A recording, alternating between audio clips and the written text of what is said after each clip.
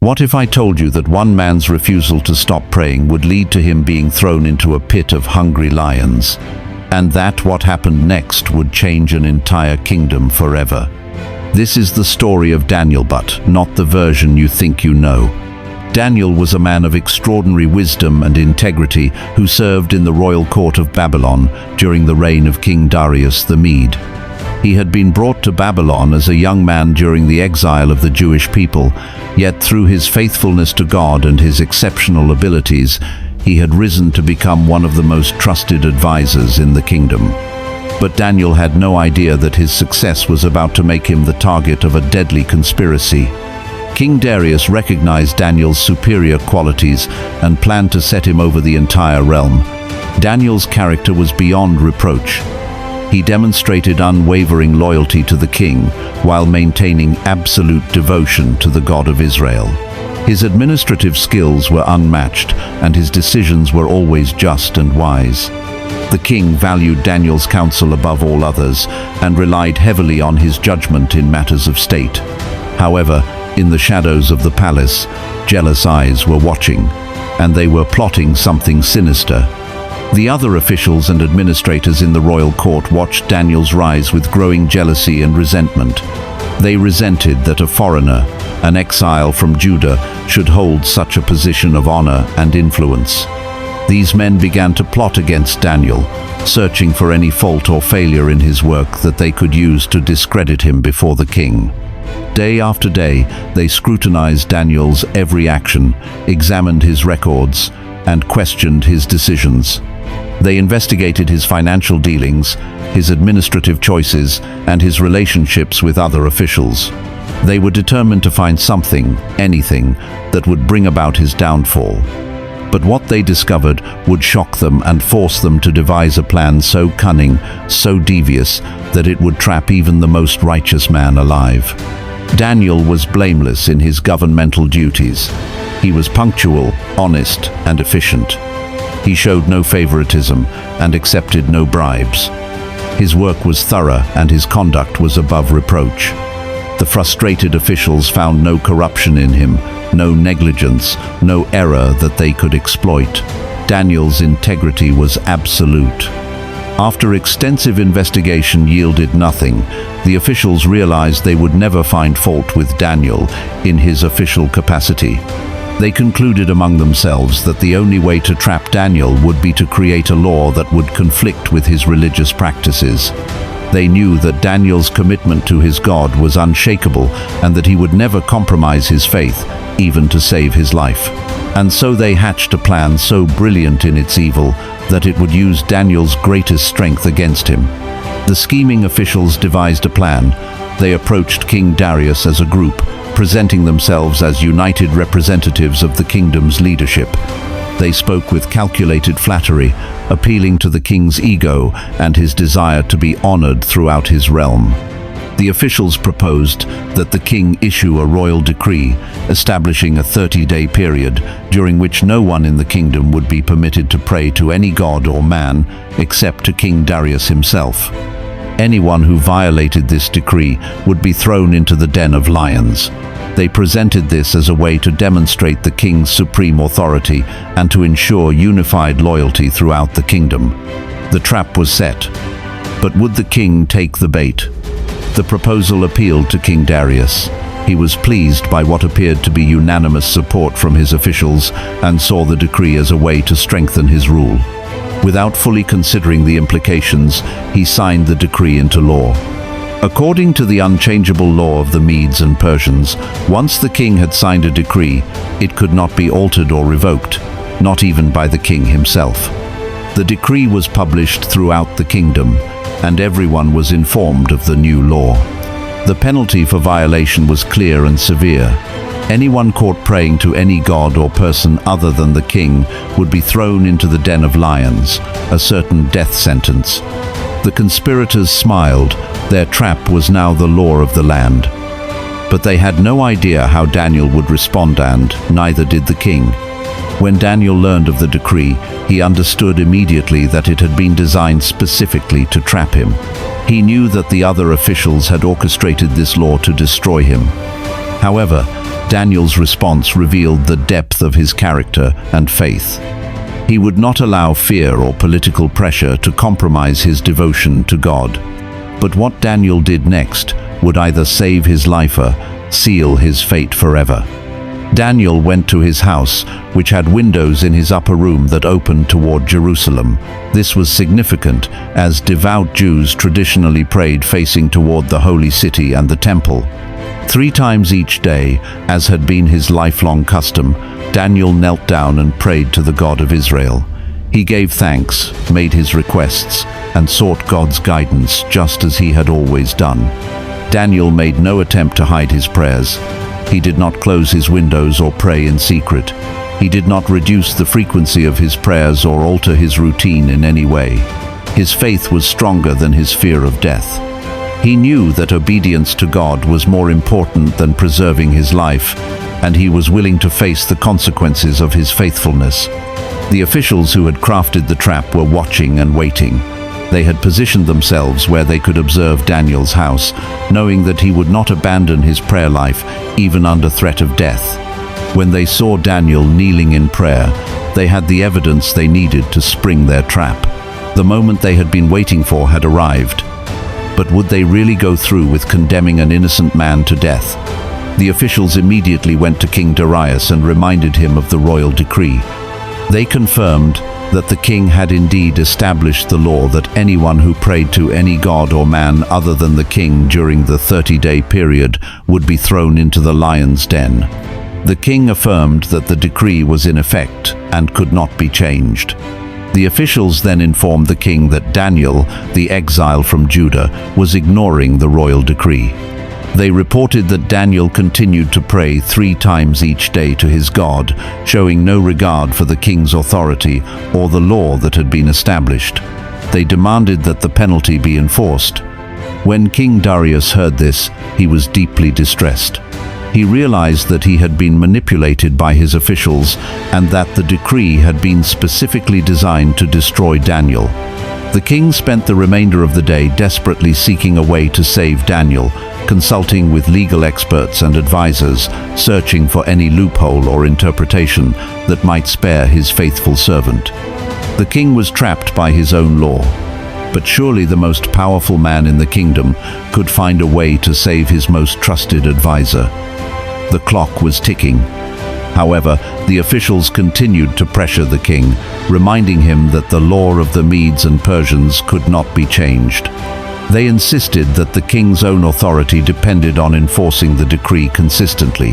If he made an exception for Daniel, it would undermine his credibility and the entire legal system of the kingdom.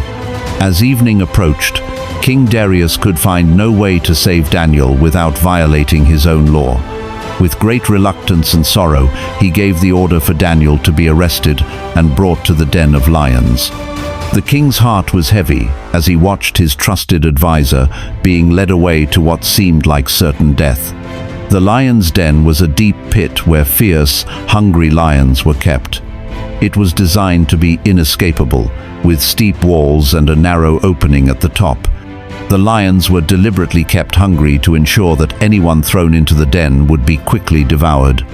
As Daniel was lowered into the den, King Darius spoke to him with genuine anguish, expressing his hope that Daniel's God would somehow rescue him. The king's words revealed both his respect for Daniel's faith and his own desperation at being forced to carry out this sentence. A large stone was placed over the opening of the den, sealing Daniel inside with the lions. The king sealed the stone with his own signet ring and with the rings of his nobles, ensuring that no one could move the stone or interfere with Daniel's situation. The seals meant that Daniel's fate was now beyond human intervention. Daniel was now alone in the darkness with hungry lions. No human power could save him now. But was he truly alone? King Darius returned to his palace, but he could not eat or sleep. He refused all entertainment and comfort, spending the night in anguish over what he had been forced to do to his faithful servant. The king paced his chambers, tormented by guilt and worry, desperately hoping for a miracle. Meanwhile, in the darkness of the lion's den, something extraordinary was happening, something that would change everything. God demonstrated his power and faithfulness. The Lord sent his angel to shut the mouths of the lions. Though the great beasts surrounded Daniel, they did not harm him. God's protective power was greater than the natural ferocity of the lions. Daniel spent the night in perfect safety, surrounded by creatures that should have torn him apart, but were rendered harmless by divine intervention. His faith was rewarded, and his trust in God was vindicated. The same God who had protected him throughout his years of exile and service in Babylon now preserved his life in the most dangerous circumstances. But would anyone believe what had happened? And would Daniel live to tell the tale? At the first light of dawn, King Darius hurried to the lion's den. His heart was heavy with dread, but he clung to a desperate hope that somehow Daniel might have survived. When he reached the den, he called out in an anguished voice, asking if Daniel's God had been able to rescue him from the lions. The king held his breath, fearing the worst. But then, to the king's amazement and overwhelming joy, Daniel's voice came from within the den.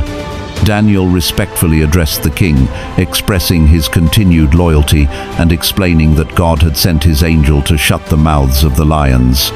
He had not been harmed because God had found him innocent and because he had committed no wrong against the king. The king was overjoyed and immediately ordered that Daniel be lifted out of the den. When Daniel emerged, those present examined him carefully and found no wound or injury on his body. Not a single mark showed that he had spent the night among hungry lions. His miraculous preservation was complete and undeniable. But the story wasn't over. Justice was about to be served in a way that would shock the entire kingdom. King Darius then commanded that the men who had falsely accused Daniel be brought and thrown into the lion's den, along with their wives and children.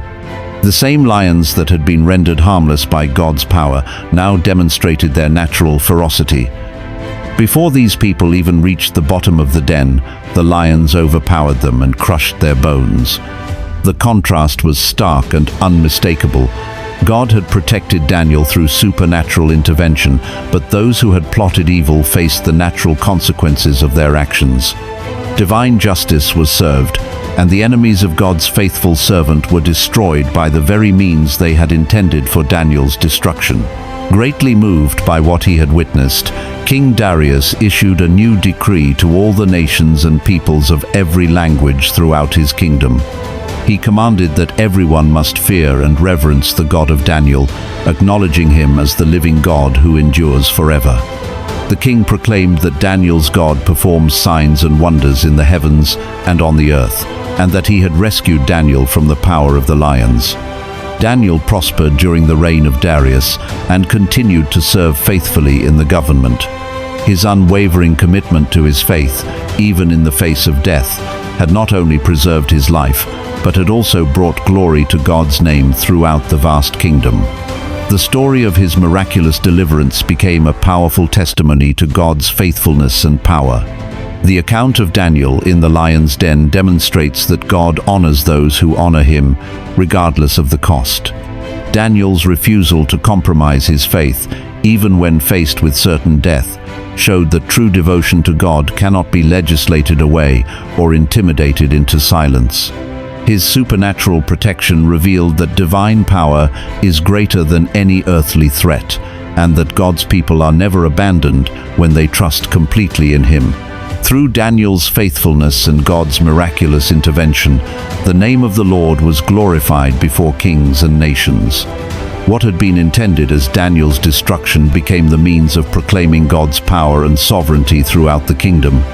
The story continues to inspire believers to remain faithful to God regardless of the consequences, trusting that the same God who shut the mouths of lions still watches over those who serve him with integrity and devotion. But here's the most important part. This story isn't just about Daniel, it's about you. Today, you face your own lion's den. Perhaps it is not literal lions, but the challenges before you may seem just as threatening. You may be confronted with pressure to compromise your values, to abandon your faith, or to choose the easy path over the righteous one.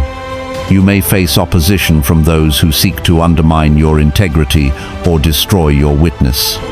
But remember Daniel. Remember that the same God who sent his angel to shut the mouths of lions is still God today. He has not changed. His power has not diminished. His faithfulness has not wavered. The God who preserved Daniel in the darkness of that pit is the same God who walks with you through every trial and challenge you face. Do not bow to the pressure of this world. Do not compromise your faith for temporary safety or approval. Stand firm in your convictions, just as Daniel stood firm in his. Continue to pray when others tell you to stop. Continue to worship when others demand your silence. Continue to live with integrity when others choose the path of corruption. Your faithfulness matters, your witness counts, your refusal to compromise may be the very thing that brings glory to God's name in your generation. Like Daniel, you may discover that what seems like your greatest trial becomes your greatest testimony. Trust in the God who shuts the mouths of lions. He is able to deliver you from every threat, to preserve you through every storm, and to turn your trials into triumph. Do not fear those who can harm the body but cannot touch the soul. Fear only the one who holds your life in his hands and loves you with an everlasting love. Rise up with the courage of Daniel, live with unshakable faith, stand with unwavering integrity, and watch as the God of Daniel demonstrates his power in your life, bringing honor to his name and victory to those who trust in him completely.